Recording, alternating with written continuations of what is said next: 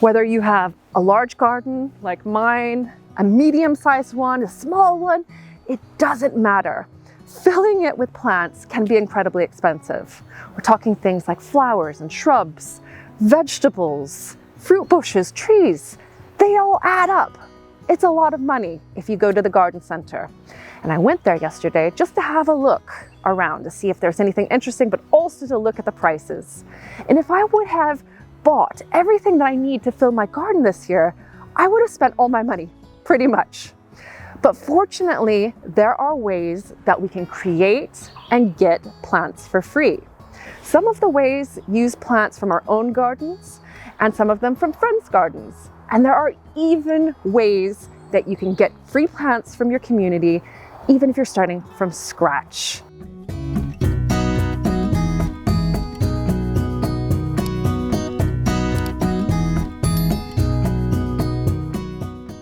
The first way to get plants for free is also the easiest.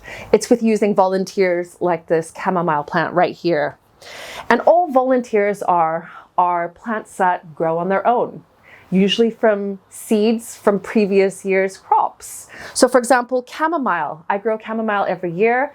I deliberately let it go to seed so that the seeds start growing at the end of the season. And then in autumn and winter, I transplant them and I create a brand new bed of chamomile for very little work on my part.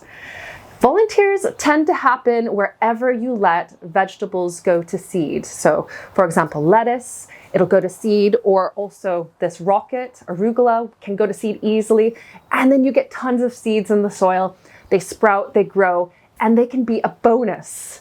You could also get volunteers if you throw fruit like tomatoes or peppers, pumpkin and squash in your compost pile. Because if the compost doesn't get hot enough, it won't kill the seeds.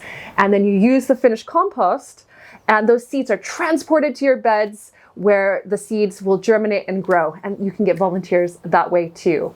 You can even get volunteers in the compost itself. And that happened to me last year when I discovered an avocado pit growing from the compost. So volunteers are super easy, low effort, and you can practically rely on them to grow.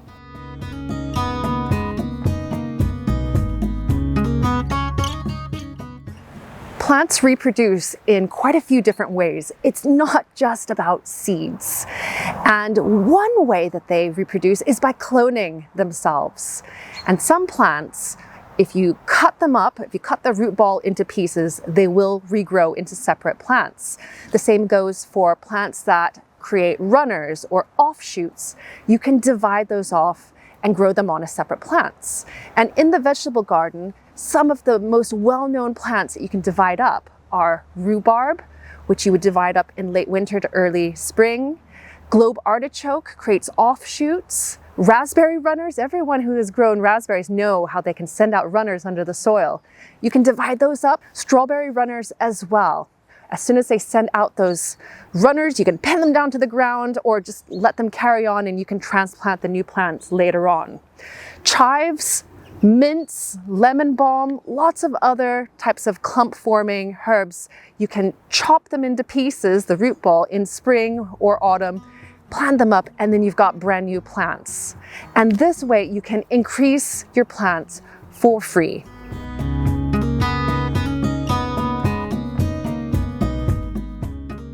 The most well-known way to clone plants is by taking cuttings, stem cuttings. So pieces of the stem about 4 to 6 inches long. You can either put it in water or you can pot it up in free draining potting mix, and the pieces will grow their own roots and become a brand new plant. These are some rosemary that I showed you how to propagate last year. I've got quite a few more in the polycrub. These are all plants for free that I could use to fill out, say, a rosemary hedge, or I could do the same thing with lavender to create a lavender hedge. This is such an economical and easy way to create plants for free. And tons of plants will easily root from stem cuttings. So you can do this with peppers, with eggplant, with tomatoes. And tomatoes actually is really interesting, as are the eggplant and peppers, because if you're growing F1 hybrids, they won't grow true from seed. So you could take a cutting at the end of the year, root it on, and then overwinter those plants to regrow again the next spring. So that's a clever way to keep growing different types of plants that you love to grow without having to buy more seeds. Other types of plants that grow from cuttings include lots and lots of berry bushes, raspberries, thornless blackberries, blueberries, black currants and red currants are super easy. All you need to do with them is take a cutting and just shove it in the ground and they will almost 100% grow. So stem cuttings, easy way to get plants for free.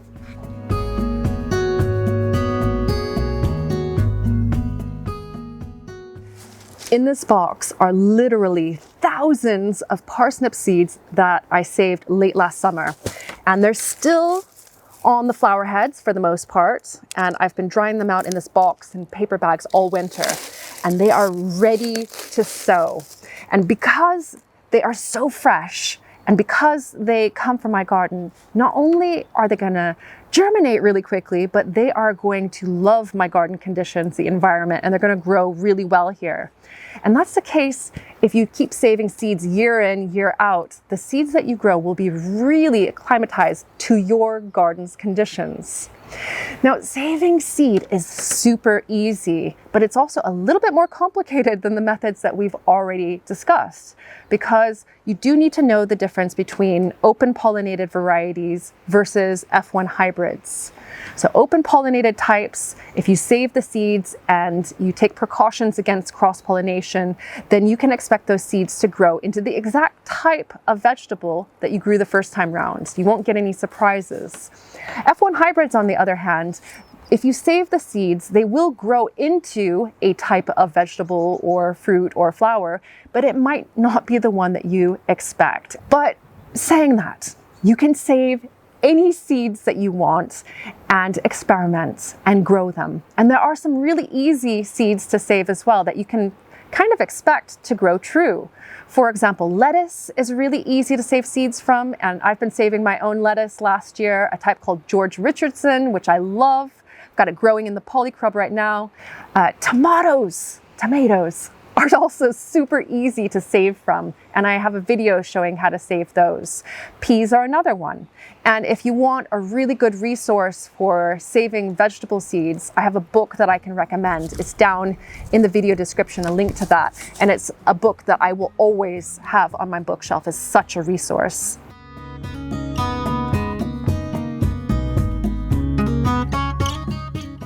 One of the best ways to get free seeds and free plants is through other people, other gardeners. And there are lots and lots of different ways to do that. It could be having a friend who's a gardener who shares cuttings with you or divides up plants and passes them on. It could be Facebook. I've seen tons of things given away on Facebook and have even picked up things for free myself. I've seen everything from plants and plant pots to even full greenhouses. They come up fairly regularly here on our local Facebook.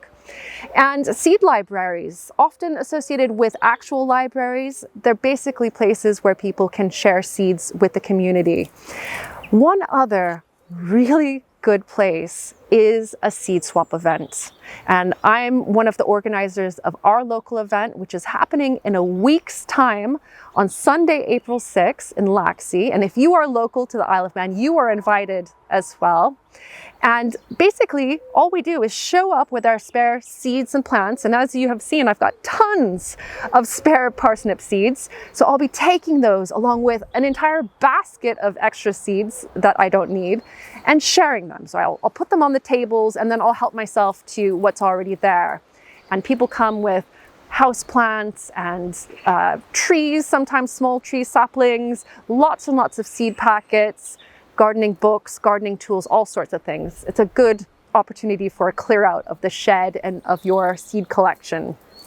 Now, if you have never been to a seed swap before, you can organize one, or you can look online for one. I know that they happen across the United States, within Britain, and they're sometimes associated with allotments or permaculture associations or just people who love gardening. And so definitely have a look.